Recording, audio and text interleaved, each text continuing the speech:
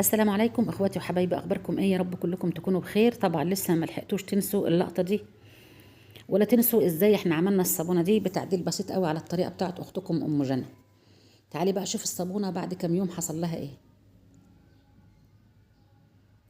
بص تحس ان الصابونه طرحه شوك، يعني انت صباعك لو لمس الاضافات اللي طالعه من الصابونه والصابونه بتتخلص منها دي هينجرح لانها عامله زي الشوك بالظبط. بص بقى احنا اشتغلنا بشوية اضافات كتير كده مع بعض، اللهلوبة، اوكسي تاتش، البيركس، مسحوق باودر. فكل دي اضافات ممكن تكون كمان صودا زيادة، فالصابونة بتتخلص منها.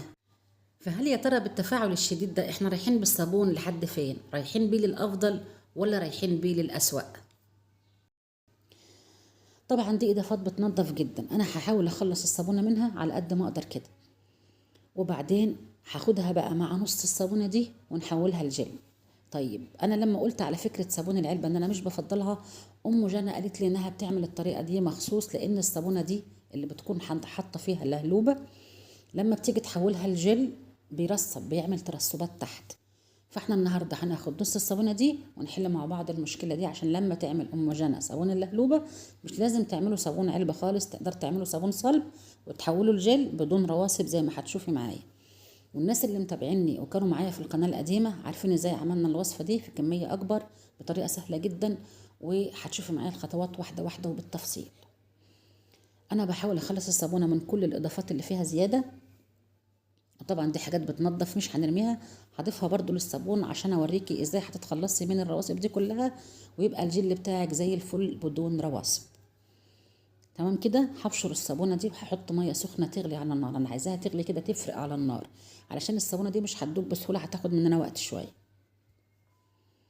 هبشر نصها بالمبشره الصغيره دي والميه على النار بتغلي. طبعا شفتوا معانا في الفيديو الاخير الصابونه كانت حلوه جدا وطبيعيه خالص، وانا سبتها كده براحتها، فوجئت بيها يوم عن يوم بتطرد بره بودره بيضه، وده طبيعي وبيحصل كتير. لقيتها بتزيد، يعني الكميه بتكتر قوي، وكمان بتلمع كده وبتبرق عامله زي الكريستال كده مصدفه ما شاء الله. فانا قلت لا لازم اعمل فيديو وانزله لهم باللي حصل في الصابونه دي عشان يبقوا متابعين معايا، لان كتير منكم كاتب لي في التعليقات انه هيطبق الوصفه دي، وكنت منتظره اي تعليق منهم يدخل لي تاني ويقول انا عملت الوصفه وحصل فيها واحد اتنين تلاته، وما زلت منتظره برضه.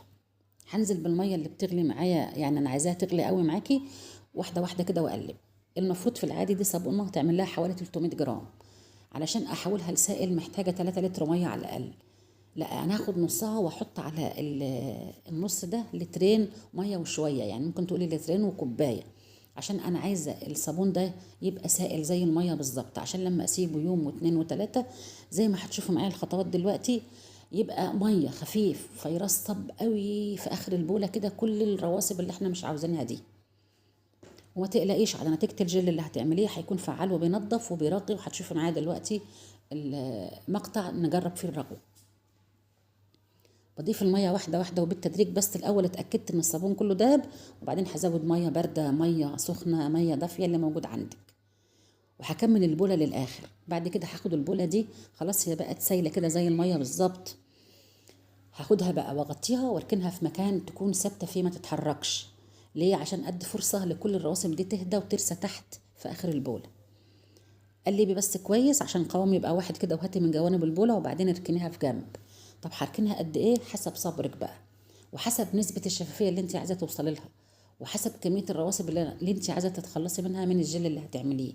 يعني لو قعدت يوم هتبقى النتيجة كده زي ما انا سبت يوم كامل اهو. طب لو قعدت اكتر هتوصلي للمرحلة دي، انت بقى اللي هتحددي المدة وحسب صبرك زي ما قلت لك.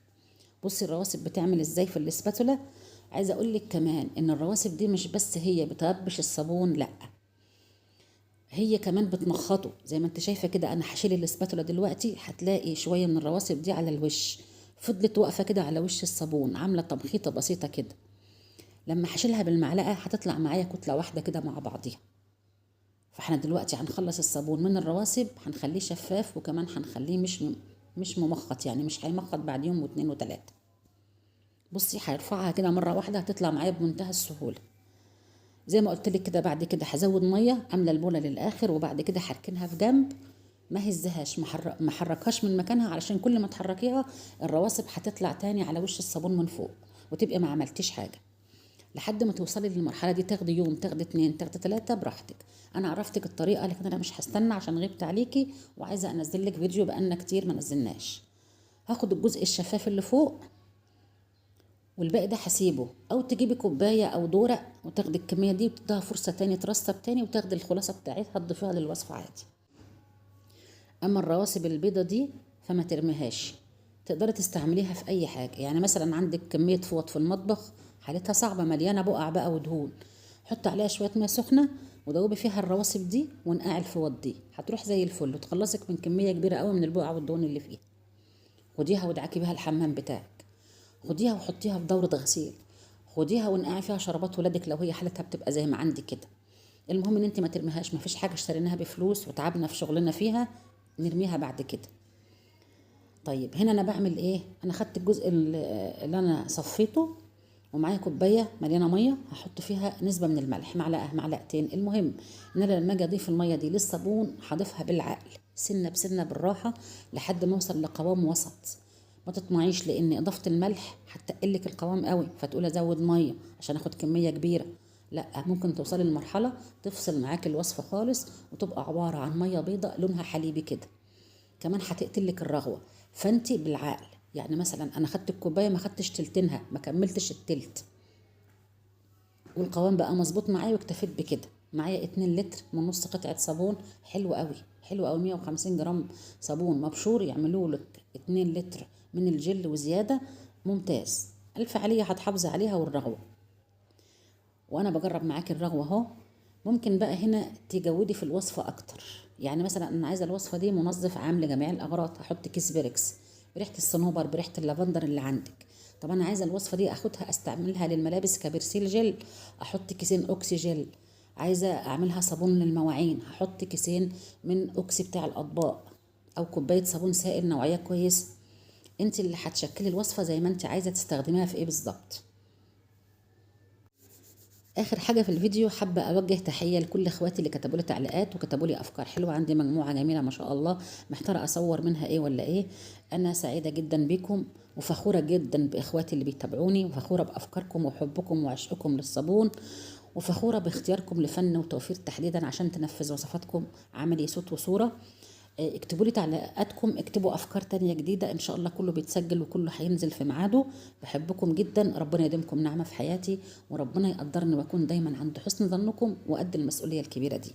بص النص التاني من الصابونة هنتابعه عشان نشوف هنوصل بالصابون لحد فين، وان شاء الله للافضل.